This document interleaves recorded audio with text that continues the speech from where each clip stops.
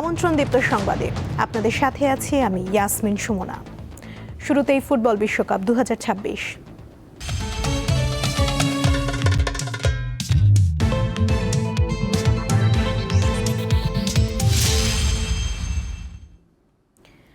আবারও দারুণ এক প্রত্যাবর্তনের গল্প লিখে বিশ্বকাপের ফাইনালে উঠছে বর্তমান চ্যাম্পিয়ন আর্জেন্টিনা। গতরাতে দ্বিতীয় সেমিফাইনালে ইংল্যান্ডকে 2-1 গোলে হারিয়ে টানা দ্বিতীয়বারের মতো বিশ্বকাপের ফাইনাল নিশ্চিত করেছে লিওনেল মেসির দল। আগামী রোববার রাত 1টায় বিশ্বকাপের মেগা ফাইনালে স্পেনের বিপক্ষে মাঠে নামবে আলবিসেলেস্তেরা। Messi, oh, England are in trouble. শেষবাসী বাজার আগে কখনো হাল ছাড়তে নেই। এবারের বিশ্বকাপে এই কথার প্রমাণ করে টানা দ্বিতীয়বারের মতো ফাইনালে উঠল আর্জেন্টিনা। প্রথমার্ধে ফুটবলের বদলে মারামারি ও ফাউল বেশি হয়েছে। প্রথমার্ধে ফাউল হয়েছে 19টি। হলুদ কার্ড দেখেন দুই দলের একজন করে খেলোয়াড়। বিরতির পর 55 মিনিটে মর্গান রজার্সের ক্রস থেকে গোল করে ইংল্যান্ডকে এগিয়ে দেন অ্যান্থনি গর্ডন। নিস্তব্ধ হয়ে যায় আর্জেন্টিনার সমর্থকরা। ম্যাচে ফিরতে চেষ্টার কমতি ছিল না লিওনেল মেসির দলের। সুযোগও তৈরি করে একের পর এক, কখনো ইংলিশ ডিফেন্স, আবার কখনো বাধা হয়ে দাঁড়ায় গোলকিপার পিকফোর্ড। 75 মিনিটে আসে সুবর্ণ সুযোগ। দুর্দান্ত হেড করেন ম্যাকঅ্যালিস্টার, তবে তার হেড বারে লেগে ফিরে আসে। সময় যত গড়ায় আর্জেন্টিনার খেলোয়াড়রা তত আক্রমণাত্মক হয়। 85 মিনিটে লিওনেল মেসির পাস থেকে বক্সের বাইরে থেকে দারুণ এক শটে গোল করে আর্জেন্টিনাকে সমতায় ফেরান এনজো ফার্নান্দেজ। ম্যাচে ফেরার পর টার্গেট ছিল এগিয়ে যাওয়ার। নির্ধারিত সময় গড়িয়ে খেলা যায় যোগ করা সময়ে। সেখানে 2 মিনিট না পেরোতে লিওনেল মেসির চোখ ধাঁধানো ক্রস হেডে বল পেয়ে যান বদলি হিসেবে নামা লাউতারো মার্তিনেজ। এবার বাধা হতে পারেননি English goalkeeper Pickford. Dug out থেকে শুরু করে গ্যালারি গর্জে ওঠে আর্জেন্টাইন ভক্তরা। এই ম্যাচে 2টি গোলে সহযোগিতায় চলতি বিশ্বকাপে মেসির মোট অ্যাসিস্ট সংখ্যা দাঁড়ায় 4টি। তাতে গোল্ডেন বুট জয়ের দৌড়ে আরও সুবিধাজনক অবস্থানে চলে গেল মেসি। বাকি সময়ে ইংল্যান্ডকে কোনো সুযোগই দেয়নি আর্জেন্টিনা। রেফারি শেষবাসী বাজার সাথে সাথে শুরু হয় আর্জেন্টিনার জয় উদযাপন। এই উদযাপন ঘুরে দাঁড়ানোর গল্প লেখার। আটলান্টায় শেষবাসী বাজার পর নতুন এক পাতা যুক্ত হলো রেকর্ড বইয়ে। বিশ্বকাপের ইতিহাসে এই প্রথম ফাইনালে ইউরোপ ও দক্ষিণ আমেরিকার 2 চ্যাম্পিয়ন মুখোমুখি হবে। পারভেজ খোকন, দীপ্ত স্পোর্টস। রোমাঞ্চ আর প্রত্যাবর্তনের গল্প লিখে বিশ্বকাপ ফুটবলের ফাইনালে ওঠা আর্জেন্টিনাকে নিয়ে উচ্ছ্বসিত সমর্থকরা। সেমিফাইনালে ইংল্যান্ড বধের নায়কদের নিয়ে দেশের বিভিন্ন স্থানে হয় আনন্দ মিছিল। খেলা শেষের পরপরই লক্ষ্মীপুর শহরের বিভিন্ন মহল্লায় উল্লাসে মেতে ওঠেন আর্জেন্টিনা ভক্তরা। আকাশী নীল পতাকা হাতে সড়কে নেমে আসেন তারা। মোটরসাইকেল শোভাযাত্রা, আতশবাজি ফোটানো, ঢাক ঢোলের তালে নাচ এবং স্লোগানে মুখর হয়ে ওঠে শহর। অনেকেই প্রিয় দল ও লিওনেল মেসির নামে জয়ধ্বনি দেন। একইভাবে হবিগঞ্জে আনন্দ উৎসবে মাতেন আলবিসেলেস্তের সমর্থকরা। গুড়ি গুড়ি বৃষ্টি উপেক্ষা করে হবিগঞ্জ শহর, নবীগঞ্জ ও কটিয়াদি বাজার সহ বিভিন্ন এলাকায় মিছিল বের করেন ভক্তরা। নড়াইলের সমর্থকদের প্রত্যাশা আরেকটি জয়ের মধ্য দিয়ে বিশ্ব চ্যাম্পিয়নের মুকুট ধরে রাখবে লিওনেল মেসির দল। পটুয়াখালীতে মোটরসাইকেল শোভাযাত্রা ও আনন্দ উল্লাস করেন আর্জেন্টাইন সমর্থকরা।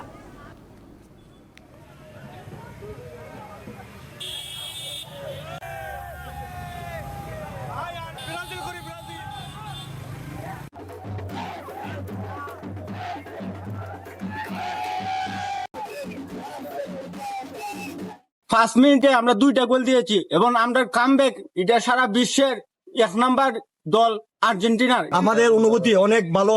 তো ইনশাল্লাহ আমরা ফাইনালও চ্যাম্পিয়ন হই, হতাশ করবো না ইনশাল্লাহ। আর আমাদের বস মেসি যেহেতু আছে, কামব্যাক হবে।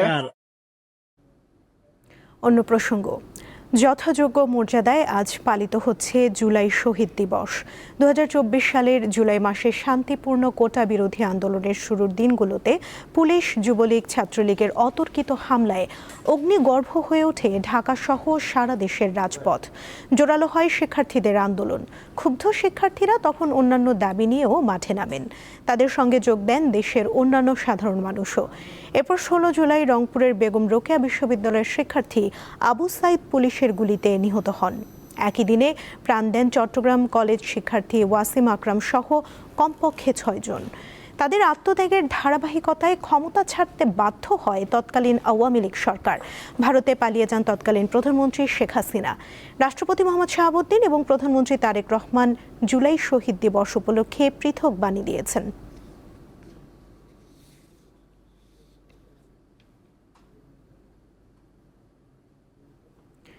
জুলাই সনদের প্রতিটি দফা বাস্তবায়নে সরকার জনগণের কাছে দায়বদ্ধ বলে জানিয়েছেন প্রধানমন্ত্রী তারেক রহমান। বুধবার জাতীয় সংসদের বাজেট অধিবেশনের সমাপনী বক্তব্যে তিনি এই প্রতিশ্রুতি ব্যক্ত করেন। প্রধানমন্ত্রী বলেন, কোনো ধরনের চরমপন্থা ও উগ্রবাদ প্রশ্রয় দেয়া হবে না। যে কোনোভাবে দুর্নীতি দূর করতে বদ্ধপরিকর সরকার। স্পিকার, আপনাকে ধন্যবাদ। শেষ হলো ত্রয়োদশ জাতীয় সংসদের দ্বিতীয় ও 2026-27 অর্থ বছরের বাজেট অধিবেশন।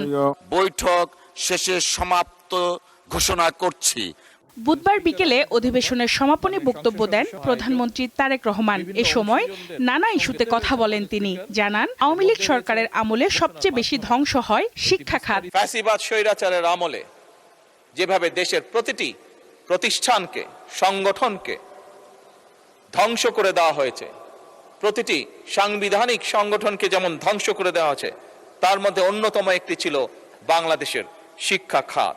জুলাই সনদ বাস্তবায়ন নিয়ে সরকারের অবস্থান তুলে ধরেন তারেক রহমান। আমরা জুলাই সনদ যেটি স্বাক্ষর করেছিলাম, জুলাই সনদের স্বাক্ষরিত প্রতিটি দফা বাস্তবায়নে আমরা জনগণের কাছে দায়বদ্ধ, অঙ্গীকারবদ্ধ। দুর্নীতি ও উগ্রবাদকে কোনো প্রকার প্রশ্রয় দেওয়া হবে না বলেও জানান সরকার প্রধান। আগেও বলেছি, আবারও আমি উল্লেখ করতে চাই, বর্তমান সরকার কোনোভাবেই কোনো প্রকার চরমপন্থা বা উগ্রবাদকে প্রশ্রয় দিবে না। সমাপ্ত হওয়া অধিবেশনে সংবিধান সংশোধন সংক্রান্ত বিশেষ কমিটি সহ মোট 11টি কমিটি গঠিত হয়।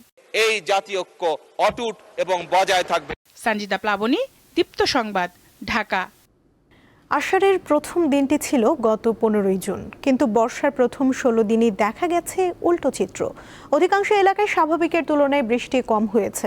আবহাওয়া অধিদপ্তর জানায়, দেশে বদলে যাচ্ছে ঋতু বৈচিত্র্য।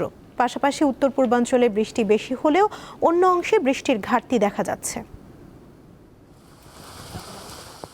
ষড়ঋতুর বাংলাদেশে এখন বর্ষাকাল। কবিগুরুর ভাষায় বললে, আষাঢ়ে বাদল নামে নদী ভর ভর, মাতিয়া ছুটিয়া চলে ধারা খরতর। চলতি বর্ষাতেও বাদল নেমেছে। এমনকি চট্টগ্রামে গত 43 বছরের রেকর্ড ভেঙে একদিনে বৃষ্টি হয়েছে 412 মিলিমিটার পর্যন্ত। কিন্তু মৌসুমি বায়ু কি দেশের সব স্থানেই পৌঁছাতে পেরেছে? দেশের এক প্রান্তে যখন বৃষ্টি, তখন অন্য প্রান্তে কতটা ভিজেছে মাটি? আবহাওয়া অফিসের তথ্য বলছে, গত জুনে দেশে স্বাভাবিকের তুলনায় বৃষ্টি হয়েছে 30% কম, যা গত 7 বছরের মধ্যে সর্বনিম্ন।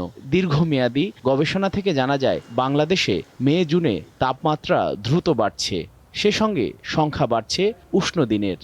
এবছর বর্ষার শুরুতে স্বাভাবিকের চেয়ে 30% বৃষ্টি কম হয়েছে। পরবর্তীতে বৃষ্টির পরিমাণ স্বাভাবিক থাকলেও এ ঘাটতি পূরণ হবে না। এর আগে 2019 সালে বর্ষায় বৃষ্টি কম হয়েছিল 35%। এবছর কিছুটা অনেকটা অস্বাভাবিক এই কারণে যে ইনিশিয়ালি যে বৃষ্টি, বিশেষ করে প্রি মনসুনে বৃষ্টি অনেকটা বেশি হয়েছে, যে সময় বৃষ্টি হওয়ার কথা না, বিশেষ করে এপ্রিল মে। আবার দেখা যাচ্ছে পরে মনসুনে যে সময় বৃষ্টি হওয়ার কথা, সেই সময় বৃষ্টি কম দেখা যাচ্ছে। এবছর বেসিক্যালি শুরু থেকে কিছুটা অ্যানোমালি ওয়েদার বিরাজ করছে। এই আবহাওয়াবিদ আরও জানান, জলবায়ু পরিবর্তনের প্রভাবে বর্ষার স্বাভাবিক ধরন বদলে যাচ্ছে। বৃষ্টিপাত এখন আর সমানভাবে হচ্ছে না, বরং অঞ্চল ভেদে তৈরি হচ্ছে বড় ধরনের বৈষম্য। বৃষ্টি যেটা হচ্ছে, বেশি সম্ভাবনা যেটা রয়েছে, বিশেষ করে আপনার চট্টগ্রাম, তারপরে সিলেট এবং বরিশাল, এসব জায়গায় বৃষ্টি সম্ভাবনা আছে। এবং ঢাকা সহ আপনার বিশেষ করে রংপুর, রাজশাহী এইসব জায়গায় বৃষ্টি অনেকটা কম হবে। দেশের আবহাওয়া বিশ্লেষণে দেখা যাচ্ছে দক্ষিণ পূর্বাঞ্চলে বৃষ্টিপাতের প্রবণতা বেশি, বিশেষ করে চট্টগ্রাম, সিলেট ও বরিশাল বিভাগে। বিপরীতে ঢাকা, রাজশাহী ও রংপুর অঞ্চলে বৃষ্টিপাত তুলনামূলক কম। জহিরুল মোহসান, দীপ্ত সংবাদ, ঢাকা। ক্ষমতায় আসার মাত্র কয়েক মাসের মাথায় নারায়ণগঞ্জ ৩ আসনের সংসদ সদস্যের ছেলে ছায়া এমপি হিসেবে পরিচিতি পেয়েছেন। সোনারগাঁ সিদ্ধিরগঞ্জ এলাকার সংসদ সদস্য আজহারুল ইসলাম মান্নান ও তার ছেলে খায়রুল ইসলাম সজীবকে নিয়ে এরই মধ্যে সৃষ্টি হয়েছে সমালোচনা। চাঁদাবাজি, ঝুট ব্যবসা ও দরপত্র নিয়ন্ত্রণ, নৌপথ বালু বাণিজ্যে প্রভাব বিস্তারের অভিযোগ রয়েছে এমপি পুত্র সজীবের বিরুদ্ধে।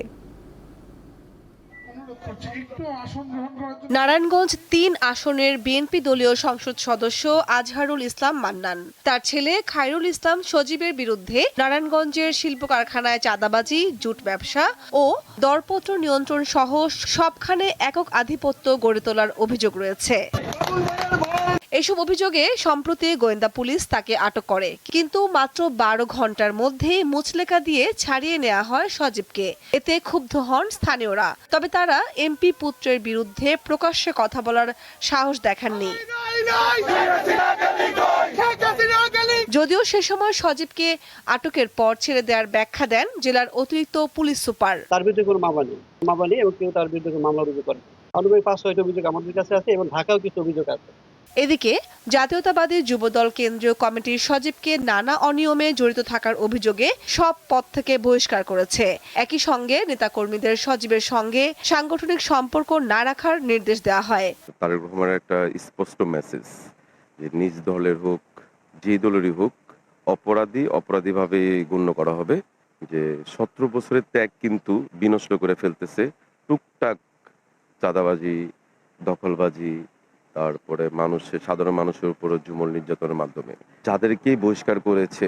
দল তো হার্ডলাইনে যেতে বাধ্য হয়েছে, অবশ্য তাদের বিরুদ্ধে সুনির্দিষ্ট অভিযোগ ছিল বলেই তাদের বহিষ্কার করেছে।